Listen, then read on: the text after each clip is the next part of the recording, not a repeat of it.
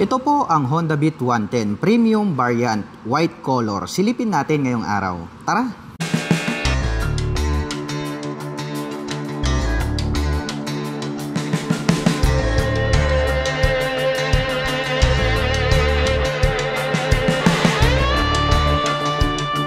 Ito po ang Honda Beat 110 Premium Variant at ito po yung kanilang glossy white color. Litaw na litaw yung kulay nitong white, talagang agaw pansin. At bukod dyan ay agaw pansin din po ito pong kanyang gold color na cast wheel. Unahin po natin ito pong kanyang headlight. Curve po yung pagkakadisenyo nito. At pag ating tinitigan, nahahati po ito sa tatlo at nandirito po yung kanyang high beam and low beam. Habang dito naman po sa bandang itaas, matulis po yung pagkakadisenyo nito at kitang-kita po natin dito yung kanyang mga turn signals at bulb type po yung ganyang ginagamit para po sa kanyang turn signals. Naka V-shape design naman po na black color dito sa bandang gitna. Nagkaroon po siya ng parang arrow dito na butas na kung saan ay pwedeng pumasok ang hangin. At may nakalagay naman po rito na Beat na decal. At ito naman pong kanyang handlebar cover, combination po ito ng glossy white and then glossy black. Ito po yung kanyang little visor at may nakalagay naman po rito na Honda decal. Dumako naman po tayo rito po sa kanyang front suspension. Black color naman po ito pong kanyang telescopic fork at ito po ay gumagamit ng single rotor disc brake with single pot caliper na Nissin. Black color naman po siya. At ito pong kanyang cast wheel talagang agaw pansin dahil ngayong kulay po nito is gold color. At ang sukat naman po ng kanyang gulong rito po sa bandang harapan, ito po pala ay mayroong sukat na 80 by 90-14. At ang brand name po nito is MVP Star. Yan po yung brand name nito pong kanyang gulong. At nakalagay naman dyan is Japan Technology. Kaya maaasahan natin na matibay. Naka-tubeless na rin po yan. Mapunta naman po tayo rito sa kanyang side profile. Matutulis din po ito pong kanyang body design. May nakalagay naman po rito na Honda na decal. At combination po rito sa bandang ibaba ng black at saka glossy white. Mapunta naman po tayo rito sa bandang itaas. Ito po palang kanyang meter panel display ay combination po ito ng analog at digital. Pagdating naman po rito sa kanyang mga button selector, nandirito po yung kanyang high beam and low beam, horn at ang kanyang turn signal selector. Habang dito naman po sa kabilang, makikita lang natin dito is yung kanyang electric starter. Chrome color naman po ang kulay nito pong kanyang mga brake levers. Black color po itong kanyang handle grip at yung kanyang end bar. Dito po sa harapan, equipped na po pala ito ng park brake lock. So ang kagandahan naman yan kapag tayo po ay magpa-parking sa mga matataas or di kaya sa mga mabababang lugar, ay maglalak po yung ating gulong rito sa bandang likuran na kung saan ay mapipigilan po na mag-slide ito pong ating scooter kapag nag-park po tayo sa uphill and then downhill. So magandang added features din po yan. At ito naman pong kanyang stock na side mirror is dahon type naman po siya. Mapunta naman po tayo rito sa kanyang ignition. Ito po pala ay gumagamit ng mechanical key. Mayroon na rin po siya ritong shutter lock key for safety purposes para hindi basta-basta manakaw. Included na po rito yung kanyang set opener. At dito naman po sa bandang ibaba may pocket dito. Buksan natin. Dito po pala located ito pong kanyang USB charging socket. So pwede po tayo rito mag-recharge pero kailangan po nating maglagay rito ng power outlet or di kaya yung car lighter para makapag-recharge po tayo ng mobile phones at gadgets. Habang dito naman po sa kabila, nandito yung kanyang pocket. Medyo malalim din at pahaba. Pwede po tayong maglagay ng mobile phones dito habang nagcha-charge tayo. Dito po sa kanyang USB charger. Mayroon din po itong integrated na utility hook dito po sa bandang gitna. At ito pong kanyang footboard, maluwag po pala. Ang footboard nito pong kanilang Honda Beat 110. Anti-slip naman po siya kaya hindi ka dudulas rito. Plastic po ito pong kanyang cover. Subukan naman po nating sakyan para makita natin kung gaano nga ba talaga ito kaluwag. Ayan, spacious naman siya. Malaya po nating maikikilos itong ating mga paa. Kaya more comfortable naman po siya pagdating po sa mga malalayong biyahe.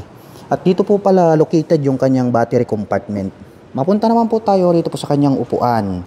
Pahaba po na manipis itong kanyang upuan. Black color itong kanyang seat cover. At malambot din po itong kanyang upuan.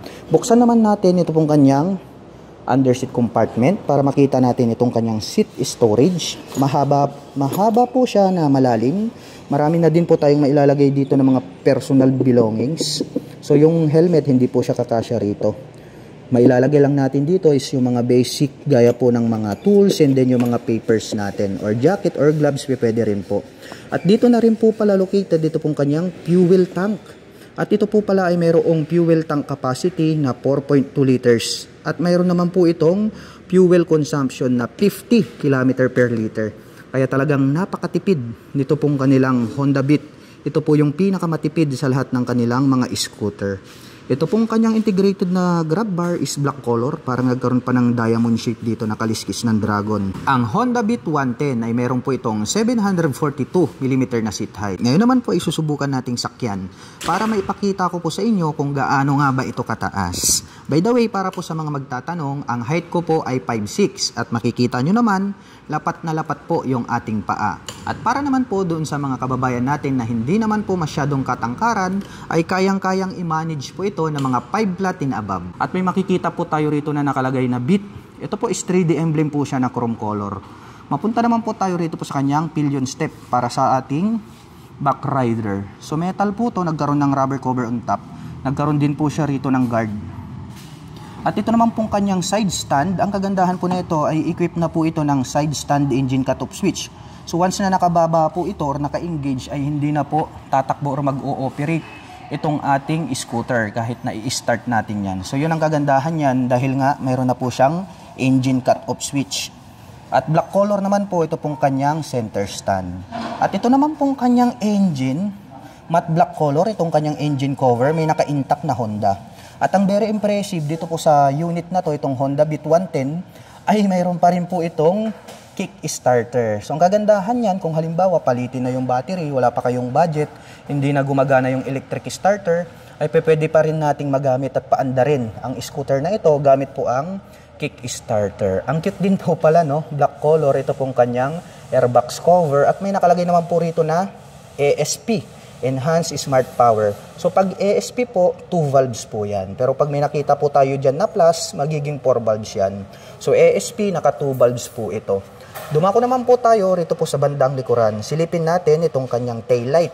Mahaba din po yung pagkakadesign nitong kanyang taillight. Yung brake light nandirito sa gitna, red color. At located naman po rito sa magkabila, ito pong kanyang mga turn signals. Included na po siya dito po sa kanyang taillight assembly. Bulb type din po yung kanyang ginagamit para po sa kanyang turn signals. Ngunit LED na po yung kanyang taillight. May nakalagay naman po rito na Honda decal in white color. At ito pong nakapop up na to, pag ating sinilip, mayroon na po siya ritong plate light. May added light reflector dito sa gitna. At ito pong kanyang rear fender, ang kanyang nagsisilbing plate holder. At pagdating naman po rito sa kanyang rear suspension, ito po pala ay gumagamit lang po ng single shock absorber. Yung coil spring na ginamit, mataba, kaya matibay at maganda rin po yung bouncing performance niyan. Pero nasa inyo na yan kung gusto nyong aftermarket para mas lalong pumorma, ay pwede nyo yung palitan. At pagdating naman po rito sa kanyang rear braking system, ito po ay gumagamit ng drum brake. At gaya nga po ng sabi ko sa inyo, nangingibabaw ito pong kulay ng kanyang magwheel dahil nga ito ay gold color. At ang sukat naman po ng kanyang gulong rito po sa bandang likuran, ito po ay mayroong sukat na 90 by 90-14. Nakalagay rito is Japan Technology. Dumako naman tayo dito sa kabila. Silipin naman po natin itong kanyang stock pipe. Ang liit lang ng kanyang stock pipe pero ang kaganda niyan, maangas din. Nagkaroon po siya ng 3 butas rito at nagkaroon ng touch ng carbon dito sa bandang gitna. At mayroon naman po itong single exhaust. At pagdating naman po sa kanyang cooling system, ito po pala ay gumagamit ng air-cooled. Makikita natin dito yung kanyang pan cover. So ang air-cooled, nakadesign naman po yan for daily driving or pang daily use. So maganda po ito pang hanap buhay, no? Pang long rides, pwede rin yan. At pag-usapan naman po natin ang kanyang engine specifications. Ang Honda Beat ay meron po itong 110 cubic centimeter engine displacement. Naka single cylinder, single overhead cam, 4-stroke with 2 valve. At nakakapag-provide naman po ito ng maximum power na 6.63 kilowatt at 7,500 RPM. Habang nakakapagbigay naman po ito ng maximum torque na 9.3 Nm at 6,000 RPM. At ang presyo po ng Honda Beat 110 Premium Variant ay nagkakahalaga po ito ng 73,400 pesos. At kung balak mo naman pong kumuha ng hulugan, ay kailangan mo lang pong mag-down payment ng 4,800 pesos. At para naman po sa mga nakapanood ng video na ito at interesado pong maglabas ng Honda Beat 110 Premium Variant White Color ay maaari nyo po silang puntahan at bisitahin. Dito lamang po yan sa Honda Wing Shop, San Fabian, Pangasinan Branch.